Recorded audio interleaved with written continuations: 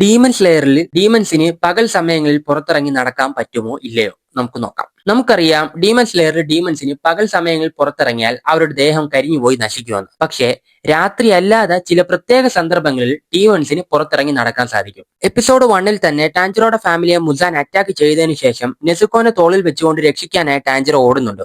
ഈ സമയങ്ങളിൽ നെസുക്കോ demon ഫോമിലാകുന്നതും ടാഞ്ചറോനെ attack ചെയ്യാൻ ഒരുങ്ങുന്നതും ഡിയോ അവിടെ വരുന്നതും തുടർന്ന് നടക്കുന്ന സംഭവവികാസങ്ങളൊക്കെ നമ്മൾ സീരീസിൽ കണ്ടതാണ്. ഇതെല്ലാം നടക്കുന്നത് പകൽ സമയങ്ങളിലാണ്. എന്നിട്ടും നെസുക്കോയുടെ ബോഡിക്ക് അവിടെ ഒന്നും സംഭവിക്കുന്നില്ല. അതിന് കാരണം പൊതുവെ ഡീമൺസിന് പകൽ സമയങ്ങളിൽ പുറത്തിറങ്ങാൻ പറ്റില്ലെങ്കിലും മഴയുള്ള സമയത്തോ മഞ്ഞു വീഴ്ചയുള്ള സമയത്തോ അവർക്ക് പുറത്തിറങ്ങാൻ സാധിക്കും. ഈ സമയങ്ങളിൽ ആകാശം സൂര്യനെ മറഞ്ഞിരിക്കുന്നതിനാൽ ഡീമൺസിന് പൊള്ളലേൽക്കുകയില്ല. സൂര്യരശ്മികൾ നേരിട്ട് പതിച്ചാൽ മാത്രമേ ഡീമൺസിന്റെ ശരീരം കത്തിപ്പോവുകയുള്ളൂ. അതാണ് ആദ്യ എപ്പിസോഡിലെ നെസുക്കോയുടെ സീനിൽ നിന്ന് വ്യക്തമാകുന്നത്. നിങ്ങൾക്ക് എന്ത് തോന്നുന്നു ഗൈസ്? ഈ തിയറിയോട് നിങ്ങൾ യോജിക്കുന്നുണ്ടോ?